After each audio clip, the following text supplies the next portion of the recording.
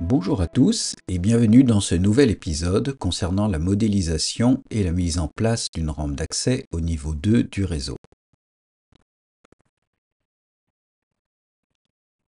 Lors de la dernière vidéo, nous avions commencé à modéliser le bas de la rampe que nous voyons à l'écran. En revanche, la peinture de celle-ci n'était pas encore commencée et la voie n'était pas posée.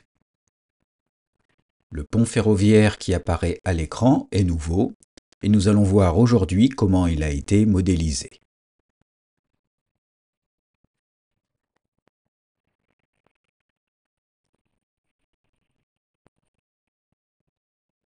Alors, un petit détail, le fait de voir un train descendre cette nouvelle rampe est exceptionnel, car celle-ci a pour vocation d'être la voie montante au niveau 2. La voie descendante apparaît en arrière-plan. Sa mise en place a été couverte par une vidéo précédente.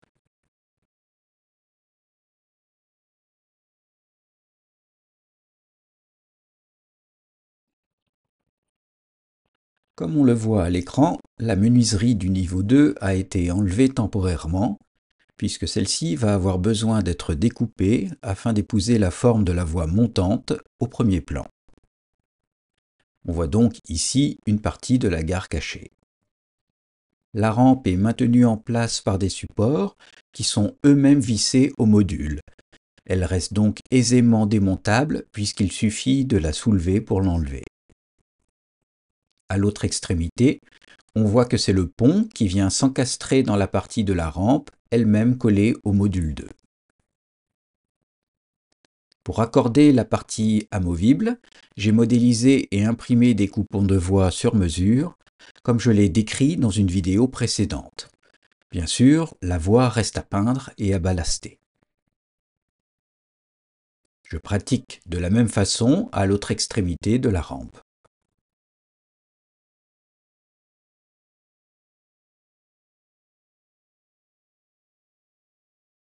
La modélisation du pont m'a occupé pendant quelques heures et je ne vais pas reprendre ici l'ensemble du processus qui serait certainement rébarbatif, mais plutôt insister sur les éléments nouveaux vis-à-vis des vidéos précédentes. Pour commencer, je pars d'une base qui reprend le plan de la voie, comme pour les éléments précédents, et je dessine le passage de circulation au bord de la voie, ainsi que le parapet. Et maintenant, je vais dessiner une esquisse qui va représenter le profil de la structure métallique du pont. Pour dessiner l'esquisse, je crée au préalable un plan vertical qui passe par les extrémités du pont.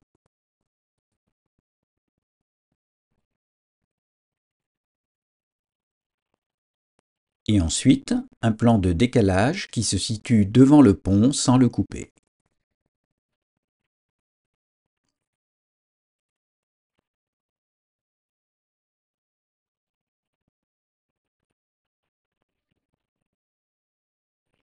Et sur ce nouveau plan, je crée l'esquisse. La voici, elle représente l'arche du dessus de la structure ainsi que les montants latéraux.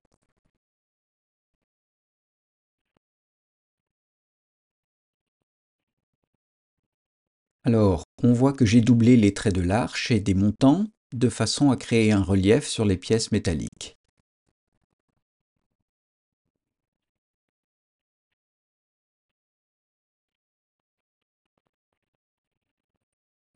L'arche elle-même est une ellipse dont il convient de déterminer le positionnement et les dimensions en fonction de ce que l'on souhaite.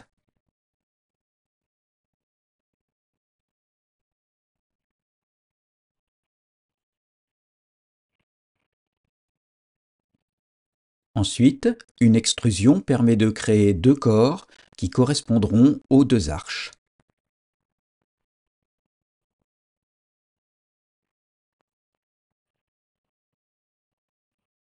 Et maintenant, une autre extrusion, à partir des éléments de l'esquisse précédente, va permettre de ne conserver que les pièces métalliques. On voit ici le détail de l'extrusion.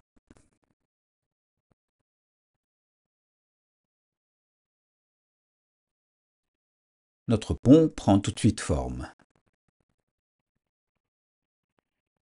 À l'aide de différentes extrusions, je dessine le profil de chaque élément métallique.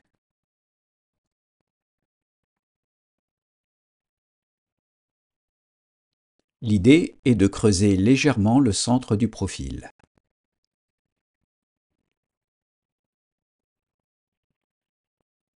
Et je procède de la même façon pour toutes les pièces.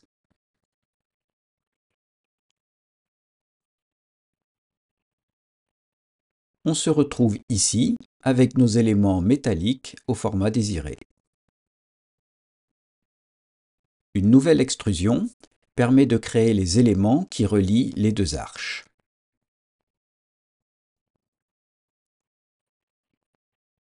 Voici le détail de l'extrusion.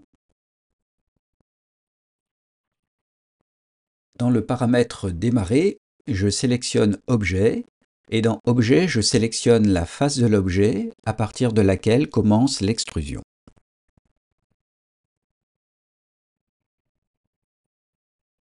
Et maintenant, comme sur les montants latéraux, on va créer un relief dans ces nouveaux éléments à l'aide d'esquisses et d'extrusions.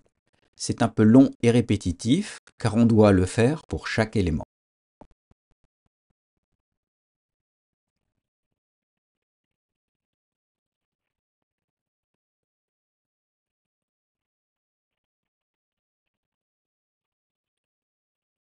Le pont est désormais dessiné.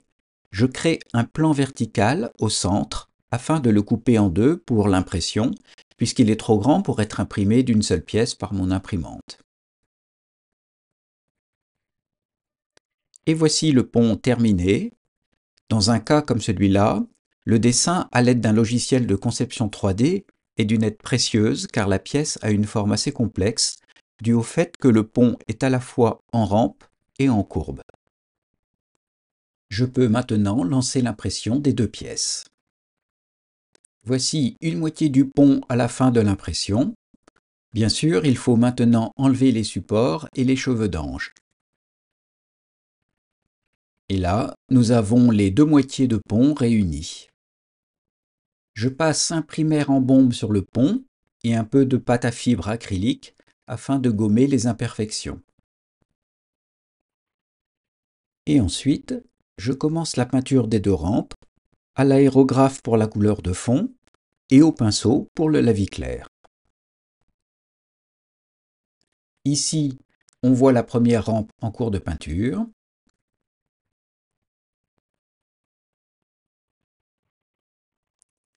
Séance de collage de la rampe. Il y manque encore 2 morceaux.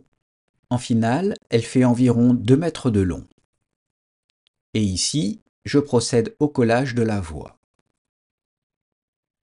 Pour terminer, je vous propose quelques circulations sur la nouvelle rampe. Je vous remercie d'avoir regardé cette vidéo et je vous dis à bientôt pour la suite de la construction du réseau.